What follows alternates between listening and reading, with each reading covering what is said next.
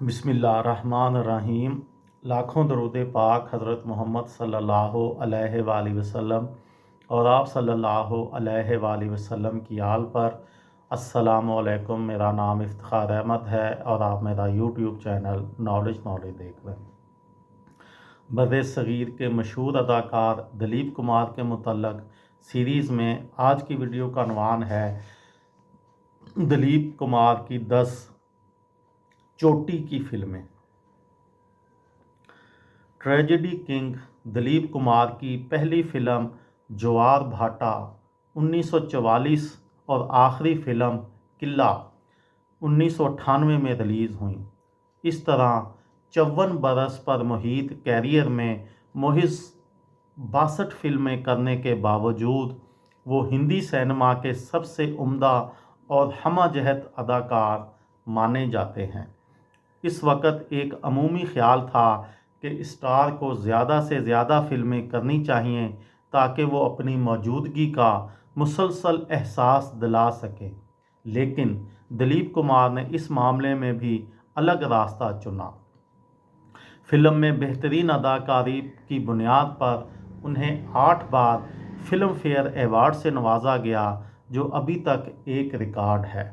उनके मद्दे मुकाबल मरकज़ी किरदार में सबसे ज़्यादा वजंती माला जलवागर हुई। दोनों ने एक साथ 7 फिल्में हैं। उनके मधुबाला से भी पसे पर्दा रोमानवी ताल्लुकात और स्क्रीन पर केमिस्ट्री हमेशा फिल्म बीनों के लिए दिलचस्पी का मौजू रही। बॉलीवुड के सुनहरी अहद के तीनों बड़े अदाकारों के साथ कुछ मौसीकारों और गुलकारों के नाम मुंसलिक होकर रह गए।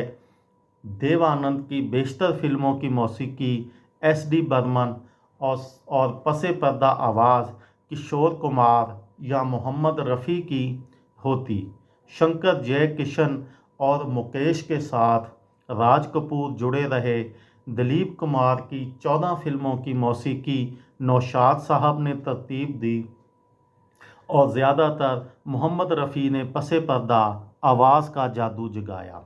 बतौर हदायतकार बमल राय ने जिस तरह इन्हें देवदास, मधुमती और यहूदी में इस्तेमाल किया, हिंदी सिनेमा की तारीख़ में इसकी इम्तियाज़ी हैसियत है। दिलीप कुमार की 10 बेहतरीन फिल्मों के ज़िक्र में 10वें नंबर पर है राम और श्याम। ये 1967 में रिलीज़ हुई थी। ये दरअसल 2 जुड़वां भाइयों की कहानी है जो बचपन में अलग कर दिए जाते हैं और दोनों की शख्सियत बिल्कुल मुख्तलिफ है। दिलीप कुमार ने ये दोनों किरदार निभाए और ज़बरदस्त कारकर्दगी पर इन्हें फिल्म फेयर अवार्ड से नवाजा गया।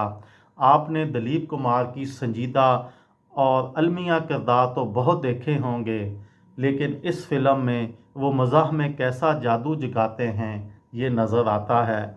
इस फिल्म से मुतासर होकर बाद में सीता और गीता, चालबाज, किशन कन्हैया जैसी फिल्में बनाई गईं, लेकिन असल का रंग दूर दूर तक नज़र नहीं आया।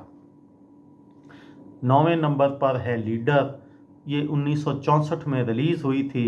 इस फिल्म में दिलीप कुमार एक अखबार के एडिटर हैं जिन पर एक सियासतदान के कत्ल का इल्ज़ाम लगता है।